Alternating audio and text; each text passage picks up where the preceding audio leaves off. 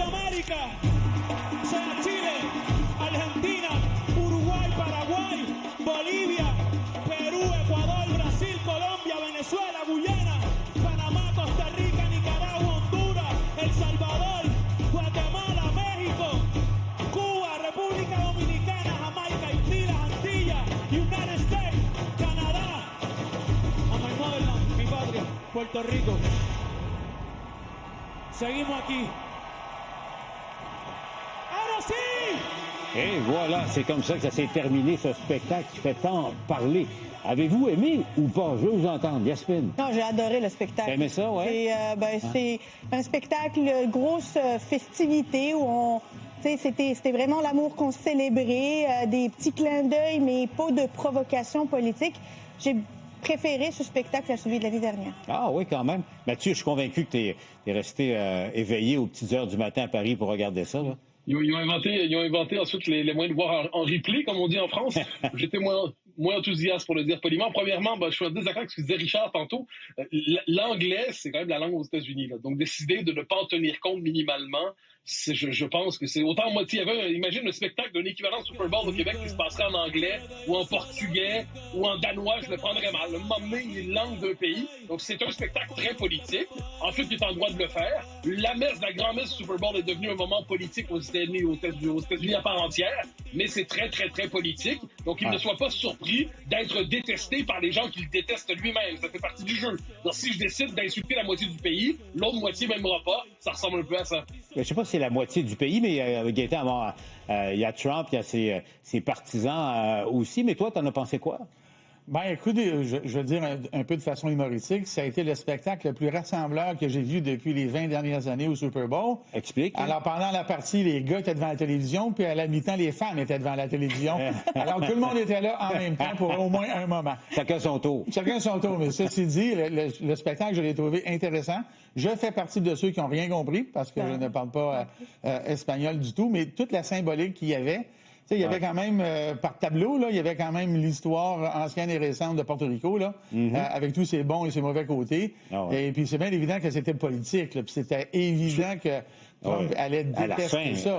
Mais c'est particulier que Trump déteste ça, parce que lui, il avait promis de ne pas le regarder. C'est ça que je trouve surprenant. Il nous avait dit vu les qu'il photos, allait là, il était pris en flagrant délit. C'est ça, qu'il allait regarder le spectacle de Kid Rock, parce que lui, c'est vrai que ses propos sont tellement plus élevés intellectuellement. Kid Rock, c'est bien connu. Ben, là, on le devine, là, Trump. Regardez ce qu'il y a dans l'écran. Ben oui.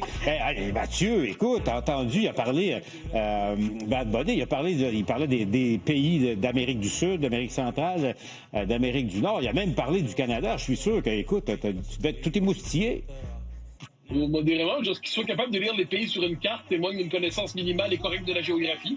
Ça dérange pas. Ce que je veux dire, c'est que quand le type manque pas de talent, on peut dire toutes les qualités. Tout ce que je dis, c'est quand on fait un spectacle politique, les réactions sont politiques. C'est pas original que de dire ça. Puis nous obliger à dire qu'il n'a pas voulu faire un spectacle consensuel. Le spectacle consensuel, on ne défie pas, comme je dis, l'autre moitié du pays. Il a décidé, il est dans un moment politique aux États-Unis de grande polarisation. Très bien, mais qu'il assume le fait d'être critiqué. Je pense que c'est pas exagéré, à moins qu'il y ait une obligation d'aimer à tout prix pour se sentir progressiste tout le monde ensemble. Et ça qu'on m'avertisse. Ben ouais, je pense qu'il est conséquent avec lui-même. Mais l'aspect, je vais vous entendre là-dessus parce que je sais pas pour vous, mais Mathieu, à Paris, je sais pas comment ça se passe, mais tu sais, quand t'entends un Français parler des États-Unis puis appeler ça l'Amérique, tu sais, comme Joe Dassin à l'époque, tu sais, ce que Bad Bunny souligne au fond, c'est que ce sont les États-Unis d'Amérique, c'est pas l'Amérique, là. Et puis tu sais, il a juste ramené ça à l'avant-scène, point final, là. Vas-y, excuse-moi. Écoute, en même temps, là.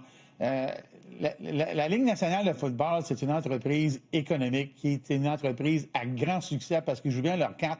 Si tu suis la NFL, là, tu vois très bien qu'ils veulent faire une extension éventuellement en dehors des États-Unis vers les l'Amérique latine. Ouais. Alors, tu sais, la NFL, là, elle est en direct, télédiffusée, même aux États-Unis, par Telemundo en espagnol, là. Alors, ils veulent s'étendre. Il y a de plus en plus de joueurs caribéens qui sont dans la NFL. Si tu suis la NFL, là, le nombre de joueurs haïtiens, ben je peux te dire que c'est comme les joueurs au basketball, là. Nous, on est très heureux que Bénédicte Mathurin soit une vedette et il le mérite. Puis on est fiers qu'il vienne du Québec. Et quand tu regardes au football américain, t'en as un méchant paquet qui viennent d'Haïti, t'en as qui viennent des autres îles. Et eux autres, ils veulent s'étendre. Fait qu'ils ont réussi à faire une pierre 3 coups, là. Ils s'étendent, ils sont vus dans cette partie-là du monde. Politiquement, ça a été bien correct. Et pour la communauté portoricaine, moi, quand il y a eu la première scène, là, je peux te dire que je l'ai compris, le message, là, c'était dans les champs.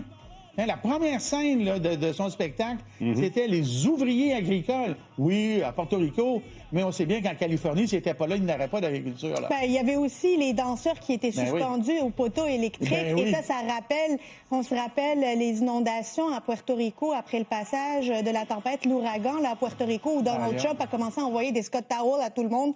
Et là, on voyait le monde qui était accroché puis que le pays était une poubelle.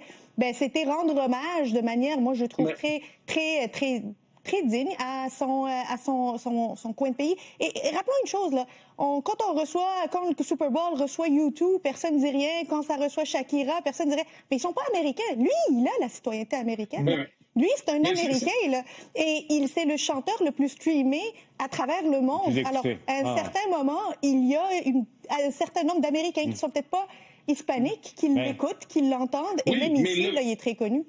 Mais je veux dire, un spectacle, par exemple, en Norvège, qui sacrifierait complètement le norvégien. En France, qui sacrifierait complètement le français. Au Québec, qui sacrifierait le français. Je pense qu'on le prendrait mal. Moi, je comprends l'Américain qui se dit, à l'instant, je suis encore chez moi. Puis tous ceux qui pensent, qui décident de laisser de côté la question massive, la question de l'immigration aux États-Unis, qui est une question à part entière, nonobstant les dérapages de ICE, c'est une vraie question, mais ils se disent, OK, désormais, franchement, notre langue est optionnelle dans notre propre pays. Si une gang de personnes sur Terre devrait le comprendre, c'est les Québécois. Dire, nous, on n'aime pas ça être optionnel chez nous. Je pense que les Américains ont le droit. Oui, d'accord, c'est le spectacle. Mais Mathieu, tu n'aurais pas apprécié qu'Harmonium soit invité pour chanter à la Coupe Grey, les colocs à l'époque. On l'a déjà vécu, il y a 3-4 ans. Si je peux me permettre, le Canada se veut État bilingue, donc j'espère qu'ils vont faire une place aux Français. Les États-Unis, que je sache, ça demeure encore un pays anglophone, c'est un pays anglais, et de ce point de vue, les Américains sont en droit, mais on peut penser que les Québécois ont le droit de défendre leur langue, tous les autres, mais les Américains, on n'aime tellement pas Trump en ce moment, on déteste tellement Trump qu'on est heureux de dire qu'on peut chanter dans une langue que la grande majorité des Américains ne comprennent pas. Moi, je veux dire qu'on comprend aussi les Américains. On peut comprendre les Américains de temps en temps de ne pas être heureux de ce qu'on a fait de leur pays, puis comprendre que ce sentiment-là a alimenté le vote pour Trump, puis un peu plus de... Mais tu sais, le curseur, on le met où? Le curseur, on le met où? Parce qu'aux Jeux olympiques à Paris, là, on a reproché aux organisateurs d'avoir invité Aya Nakamura, qui est la chanteuse francophone la plus écoutée à travers le monde, de chanter pendant ces Jeux olympiques-là, parce qu'elle ne représenterait pas la vraie chanson française. Il est où le curseur? Ouais, il y a une différence entre mal chanter français et chanter dans une autre langue que le pays. Moi, Aya Nakamura, j'étais très critique à son endroit, pas parce qu'elle parlait une autre langue, juste parce qu'elle massacrait la langue française. Je pense que c'est un vrai critère. Dans le cas de Trump, que dis-je, dans le cas des États-Unis, c'est que là, on a décidé que la langue du pays comptait pas. On a le droit de le penser, mais comme Québécois, on devrait être sensible à ça. Mais juste une petite nuance, là, Mathieu, là, des épisodes comme ceux pour lesquels tu t'interroges, qu'est-ce qu'on dirait au Canada, il y a 2 ans, il y a un gars qui s'appelle Marc Dequoy qui l'a eu, sa réaction devant la Coupe Grey, qui était notre Super Bowl et nous autres, où il n'y avait pas de français. Il y en a eu une réponse à ça. Puis à la Coupe Grey, en général, il n'y a pas grand monde qui chante en français. Ouais. Bon, mais tu vas me dire que ça ne se passe pas à Montréal. Mais on le vit, nous, à chaque année, là, ça. Le problème avec Dequoy, c'est qu'il y a eu grosse nouvelle, je suis indépendantiste parce que ce pays-là n'est pas le nôtre. OK. Dans le cas de Dequoy, le problème, c'est qu'il y a eu du français l'année subséquente. C'est ça. Mais on n'a pas eu de Coupe Grey. Cherchez l'erreur.